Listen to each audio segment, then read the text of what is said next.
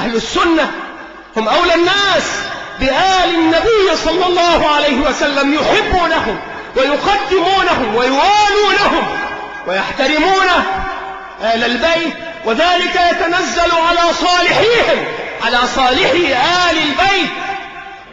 وآل البيت يعلمون حق الشيخين وحق أصحاب محمد صلى الله عليه وسلم.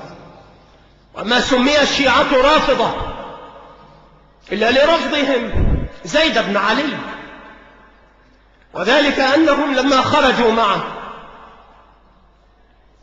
قالوا له عليك أن تتبرأ من أبي بكر وعمر، فامتنع فرفضوه، فقال رفضتموني فسموا رافضة من يومئذ. فهؤلاء الرافضة هم أعداء آل البيت وخذلوه، وهذا من موطن خذلانهم لآل بيت رسول الله صلى الله عليه وعلى آله وسلم.